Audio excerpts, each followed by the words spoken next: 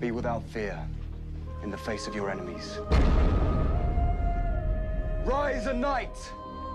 Rise a knight! What becomes of us? The world will decide. The world always decides. What did your father tell you of your obligations? That I was to be a good knight.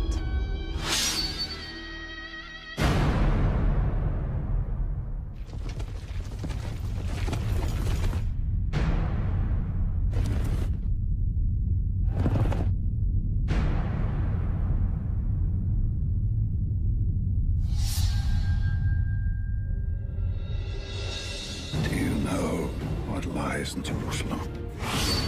A new world, a better world than has ever been seen. There, you are not what you were born, but what you have it in yourself to be. A kingdom of conscience.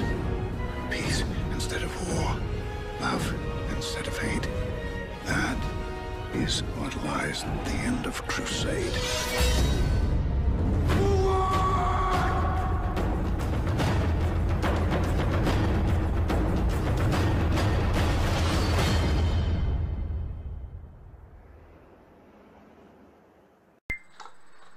Bonsoir, bonjour chers amis et chers abonnés. Alors oui, comme vous l'avez vu dans la bande-annonce qui a précédé cette vidéo, nous allons parler effectivement d'un grand classique de 2005, grand classique de film de guerre, action, historique, voilà, un grand spectacle, et qui est ce Kingdom of Heaven, réalisé par Monsieur Ridley Scott en 2005. Alors avec au casting, on a Orlando Bloom, qu'on a vu apparaître notamment dans Le Seigneur des Anneaux, mais aussi Liam Neeson, Eva Green, Edward Norton, Jeremy Irons, avec une BO magnifique qu'il faut signer Harvey Gregson Mills. Oui, j'insiste sur BO parce que cette BO, elle fait tout le film, elle fout tout le sel de ce film, elle lui donne ce côté épique, mais avec toutes ces intonations un peu, on va dire, mi-médiévaux, spirituels, comme ça. C'est très zen, très et très accentué, très épique quand il y a le combat. Franchement, sur la musique, ils ont fait un travail extraordinaire, mais pas que sur la musique d'ailleurs. Alors ça parle de quoi ce film? Eh bien le film s'ouvre en 1186 sur la campagne française, où l'on suit l'histoire d'un jeune homme nommé Balian, incarné par Orlando Bloom, donc, qui travaille comme jeune forgeron dans un village, et il est un peu accablé, on le voit, par le poids de l'existence, et il va apprendre comme ça, par des chevaliers qui reviennent de la croisade, un seigneur du lieu qui passe par là, qui est le fils d'un noble, Godefroy d'Ibelin, incarné par Liam Neeson, et celui-là même qui avait, enfin il va l'apprendre, qui avait violé sa mère. Oui, parce qu'il est violé par sa mère, donc violé, donc déjà, il s'attache déjà à pas à une malédiction, mais Moyen-Âge, hein, on n'aime pas trop ce genre de domaine. Sa femme, son épouse, justement à cause de ça, s'est suicidée, parce qu'elle ne veut pas supporter la honte. Encore, en plus, voilà, un suicide chez sa femme, ça a encore plus une punition divine. Et bon, il apprend comme ça qu'il a violé voilà, il voit son père, mais en même temps c'est son père, donc il est partagé. Donc son père, lui, il va lui dire, bah, viens avec moi, bah, viens avec la croisade, tu sauras racheter tes fautes, etc. Tout ça, non, ça m'intéresse pas. Bref, voilà, il lui laisse le temps de la réflexion, pour que le prêtre, le curé de la paroisse, le pousse et l'incite à partir, parce que de toute façon, il va lui apprendre que bah, il est condamné, péché, de toute façon, il ne sera jamais irrécupérable, grand ses péchés, et il va comprendre, mais alors c'est quoi? C'est ça Dieu? C'est ça Dieu? C'est ça la religion? Et il va tuer ce prêtre qu'il a quelque peu insulté, il va le faire cramer, donc il sait qu'il a commis un meurtre, et donc il n'a plus le choix, il part avec son père pour la Terre Sainte, en espérant que ce pèlerinage, parce que c'est comme ça qu'on appelait les croisades à l'époque, le rendra plus vertueux et effacera un petit peu ce meurtre, et puis aussi tout ce... voilà.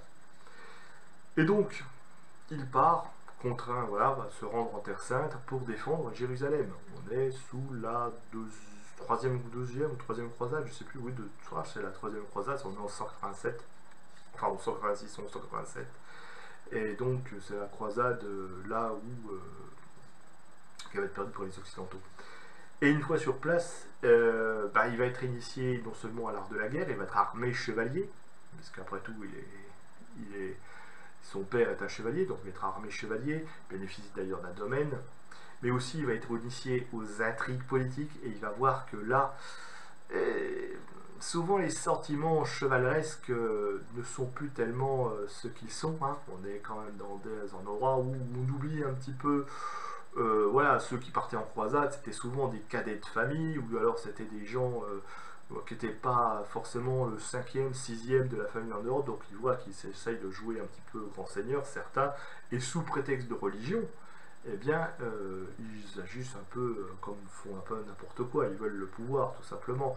Donc il faut jouer entre être un chevalier, servir son roi, puis en même temps comprendre que les intrigues politiques l'emportent parfois.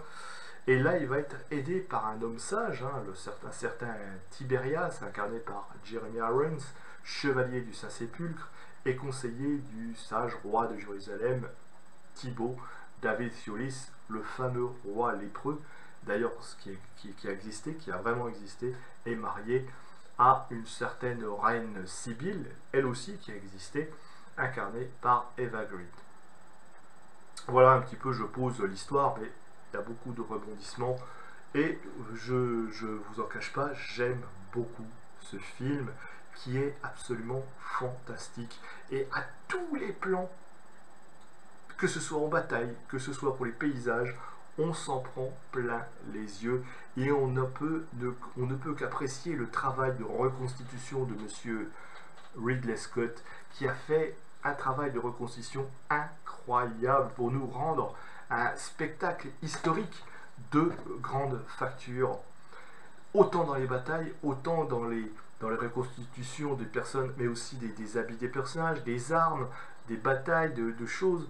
On voit qu'il s'est absolument bien documenté, et ça donne quelque chose, on y croit, parfois on est sur les remparts, on a l'impression d'être sur les remparts, regardez ce qui s'étend, la plaine, il nous fait une représentation de Jérusalem qui est absolument spectaculaire. Alors, ça n'a pas été tourné en Israël, enfin au Proche-Orient, hein. Le film, alors le film, ça a été tourné entre des scènes un peu en France, oui, il a tourné vraiment en France, en Espagne, du côté de Séville, je crois, et au Maroc, là où il y a des studios d'ailleurs, hein, c'est les studios de Ouarzazate. D'ailleurs, c'est assez connu parce que c'est là qu'on avait tourné d'ailleurs des films comme Laurence d'Arabie, mais aussi Astérix Mission Cléopâtre. Les studios existent d'ailleurs encore. Et donc, voilà. Mais il arrive quand même à reconstituer toute une Jérusalem. Alors, il y a un petit peu, bien sûr, il y a aussi moitié CGI, mais en même temps, ça se voit pas du tout parce que c'est mêlé aussi à des décors grandeur nature. Puis alors, voilà, il y a des figurants. Il y a des grandes représentations, des grandes scènes comme ça, avec beaucoup de figurants, avec beaucoup de... Voilà, des gens qui croient et qui sont impliqués dans ce projet qui est de nous retranscrire la vie qu'il y avait en Palestine à cette époque-là. Et est-ce que c'est un film... Alors, oui, parce qu'il y a eu souvent une petite polémique à côté de ce film, et on a accusé ce film d'être un peu ethnocentré, je dirais pas... Non. Non, pas du tout. Au contraire, c'est un film qui montre la croisade des deux côtés, et surtout du point de vue des sentiments qui s'attachent à ce que pouvaient être des engagements tels que l'honneur, la fidélité, la loyauté. Et on montre aussi un personnage qui était Saladin, qui a vraiment existé. Saladin, Salah ad-Din, c'était le gouverneur d'Égypte qui a repris, attention, qui a libéré. J'en reviendrai après, qui a libéré Salah, qui avait aussi qu'un homme vertueux, qui était un peu le chevalier du monde musulman, et qui vont reconnaître d'homme à homme toute la sagesse de Le seul personnage qui n'existe pas, historiquement parlant, c'est Balian, c'est Balian d'Ibelin, qui est un petit peu l'archétype même du chevalier, qui, voilà, il le prend un peu ce personnage pour montrer ce qu'est la chevalerie, et ce qu'était la chevalerie, la vraie chevalerie, en loyauté, tout en pureté. Simplement le gars qui est là, peu importe les honneurs, peu importe le pouvoir, simplement il suit, comme il dit, son cœur et sa tête, son âme, simplement pour être en sainteté et en symbiose avec ce que Dieu veut. Parce que c'est aussi un peu une critique de la religion, toute la religion d'une certaine manière, qui s'attache à dire oui, on peut combattre pour Dieu, mais ce qui compte avant tout, c'est ce que l'on a dans le cœur et dans l'âme. Et ça, voilà, des fois ça rentre en contradiction, et c'est vrai que les croisades étaient aussi un peu, ça a tout révélé sur l'espèce humaine. Ceux qui partaient, qui étaient vraiment sincères, mais aussi d'autres qui voulaient juste profiter un petit peu, grappiller des terres et s'enrichir parce qu'ils ne pouvaient pas le faire, parce que en Europe, quoi, je veux dire. Voilà. J'ai un petit regret dans ce film, c'est la présentation des Templiers. Alors oui, Renaud de Châtillon, c'était un homme assez cruel, qui vraiment avait envie de casser du musulman. Ça c'est, voilà, d'ailleurs normalement il a été décapité par Saladin, après la bataille des cornes de Hattin, oui, il me semble, hein, c'est la fameuse bataille où ils ont coulé de l'eau. Donc il a fini la tête décapitée. Et ce qui est vrai, mais tous les Templiers n'étaient pas forcément, on va dire, des méchants.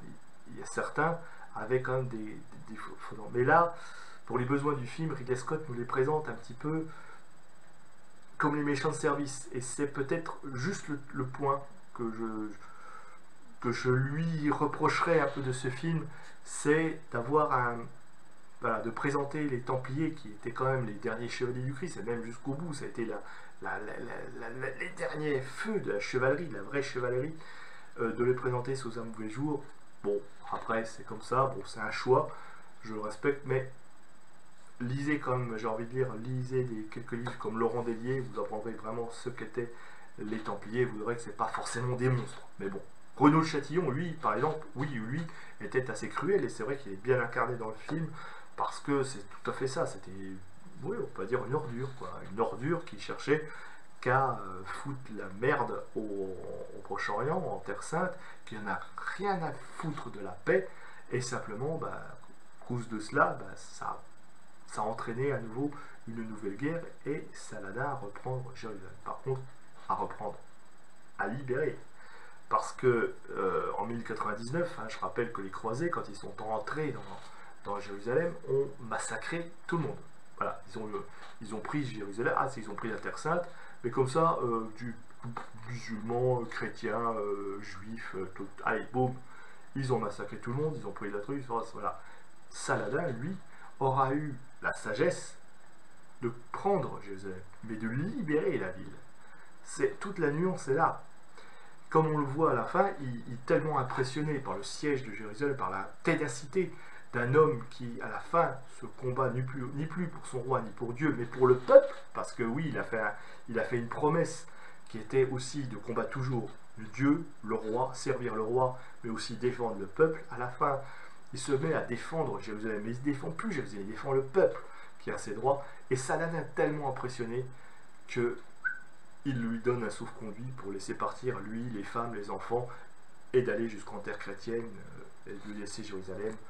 Mais voilà, il comprend qu'il a fait son devoir, et lui aussi, et donc d'homme à homme, il part. C'est ça, c'est un film où vous avez tous les sentiments les plus nobles de l'espèce humaine, c'est-à-dire la loyauté, l'honneur, le courage, la bravoure, et tout ça mis en scène dans une fresque historique qui est époustouflante. Je recommande de vous procurer ce film si vous aimez les grandes fresques historiques, car c'est extrêmement bien fait. Et c'est peut-être, allez, même s'il y a quelques erreurs historiques, parce que oui, il y en a quelques-unes, au moment donné où Renaud Châtillon, la manière dont il est exécuté, c'est juste, voilà, c'est pas tout à fait comme ça que ça s'est passé, mais bon, peu importe. C'est tellement bien mis en scène, tellement travaillé dans tout ça qu'on peut que lui pardonner. On est impressionné par le travail qu'a commis Ridley Scott, au même titre Hein, je veux dire, ça rappelle un peu les grandes heures de Gladiator. Pareil, Gladiator, il y avait aussi hein, des erreurs historiques, mais bon, c'est pareil. Il a le don. On sent que Ridley Scott aime l'histoire de France en particulier, ou l'histoire antique, ou l'histoire médiévale, et il aime mettre ça, et voilà, il sait mettre ça en scène avec une maestria légendaire. Il sait organiser ses acteurs, leur faire confiance, leur donner leur champ libre, bien casté aussi, et il arrive à nous rendre quelque chose, un spectacle de plus de 2 heures qui est absolument captivant à suivre. On ne regarde absolument pas sa montre quand on regarde ce film, parce qu'on est tellement emporté dans l'histoire, du début à la fin. Du début, quand il est dans les villages, à un moment donné, quand il va apprendre à se battre, quand ils vont se faire attaquer dans la forêt, et puis après, quand il va arriver, la tempête, et puis il y a plein de choses, puis les batailles qui sont impressionnantes, quoi. Je veux dire, quand on voit alignés, tous les figurants qui sont alignés comme ça, avec les chevaux, ou avec les armées, avec les fanions, avec les étendards, tout ça claque au vent, on sait quelque chose, on est dans l'histoire, on regarde un peu la bataille du haut des murailles, avec tous je veux dire, c'est impressionnant, et pour l'avoir vu au cinéma sur grand écran, je peux vous dire que vous vous en prenez plein les yeux. Alors si vous avez un grand écran large, qui a la chance d'avoir un rétroprojecteur, mais n'hésitez pas à vous le regarder, vous allez vous en prendre plein les yeux, plein les mirettes, vous êtes comme ça, du début jusqu'à la fin, tellement c'est un énorme spectacle.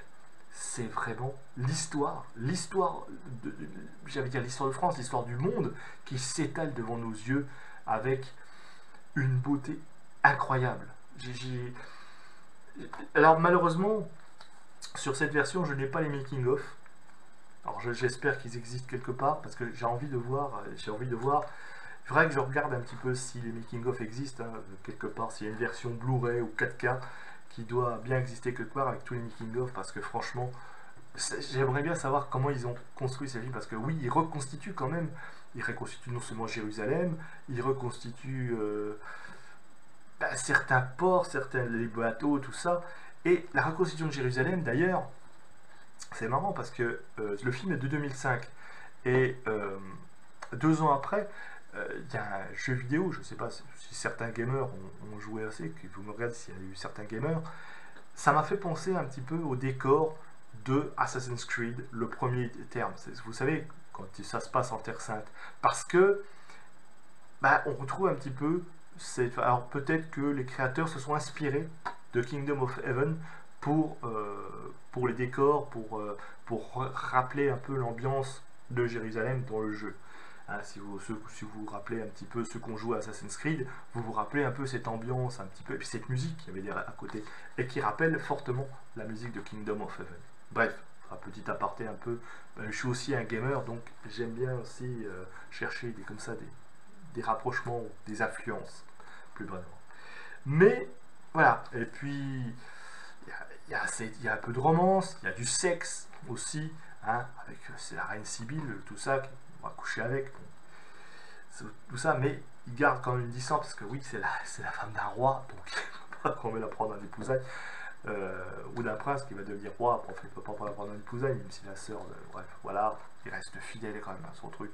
Et c'est ça que j'aime bien, c'est la fidélité, l'honneur, il relance ce qu'était la chevalerie, la véritable chevalerie, la chevalerie pure, des gens qui avaient des sentiments, parce qu'ils prenaient un serment, ils faisaient un serment, l'adouement, d'ailleurs la cérémonie d'adouement telle qu'on le voit, faite par Liam Neeson, mourant, qui va adouber son fils avant lui-même de mourir, c'est exactement ça, c'est ça là devant.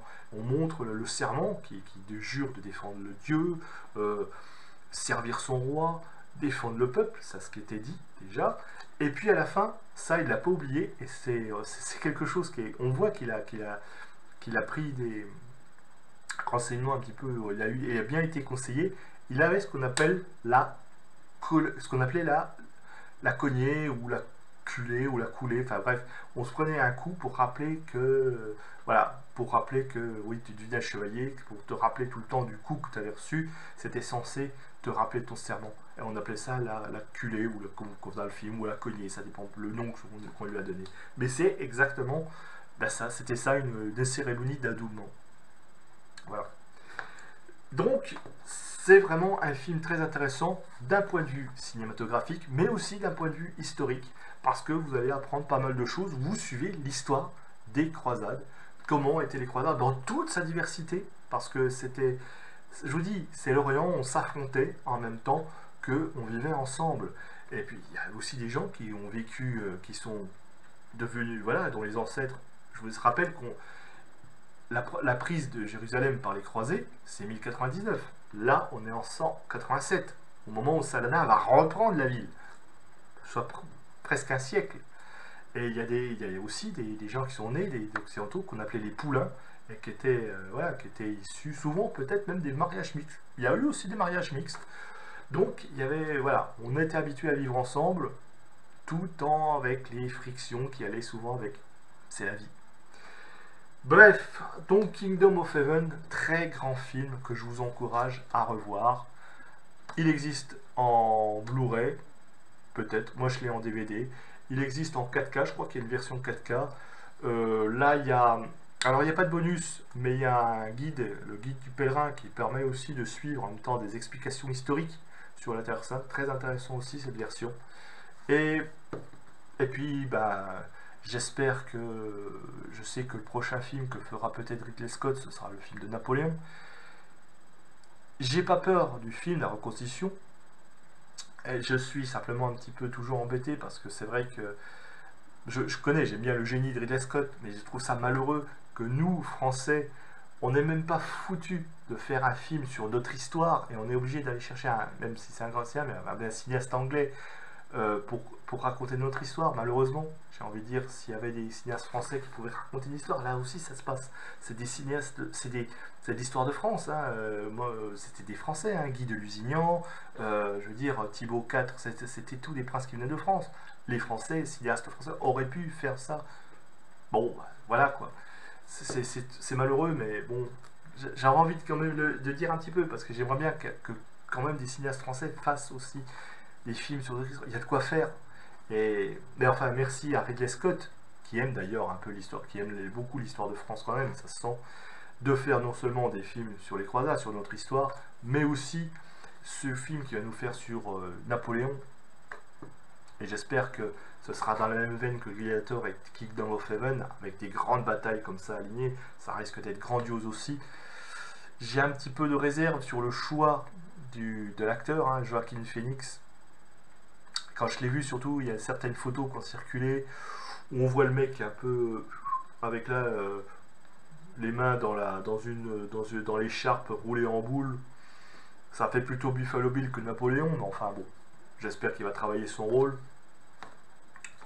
Mais au point de vue des batailles, j'espère que ça va donner quelque chose d'aussi spectaculaire que les batailles qu'il y a dans Kingdom of Heaven, parce que voilà, surtout la scène du siège de Jérusalem par Saladin, avec les catapultes qui envoient des feux, tout ça, qui se répondent avec les flèches enflammées, et puis tout ça, c'est voilà, quelque chose qui nous remplisse, voilà, qui nous met plein les yeux, parce que c'est vraiment un film où on s'en prend plein les yeux. Et franchement, si comme moi vous aimez l'histoire et le cinéma, ben là, avec ça, c'est du grand spectacle garanti. Sur ce, mes amis, eh bien, je vous souhaite un beau visionnage de Kingdom of Heaven, qui est pour moi, oui, je le dis, un chef-d'œuvre, le chef-d'œuvre, enfin, l'un des chefs-d'œuvre de Ridley Scott avec Gladiator, qui m'avait aussi impressionné à l'époque. Ridley Scott montre avec ce film qu'il était un grand, et qu'il reste un grand, du cinéma, d'histoire, mais aussi de tout, on va rappeler l'Alien et compagnie, mais surtout en histoire, on voit que c'est sa passion aussi, en même temps que le cinéma. C'est un excellent film et un chef-d'œuvre que je vous encourage à revoir. Sur ce, mes amis, eh bien, je vous souhaite un bon visionnage de ce film, de bien vous comporter. En attendant, likez, partagez, diffusez cette vidéo. Venez me parler de ce que vous avez pensé de ce film. Si vous avez le droit d'émettre des réserves. On en discute en commentaire. Et moi je vous dis au revoir et à bientôt pour la prochaine vidéo.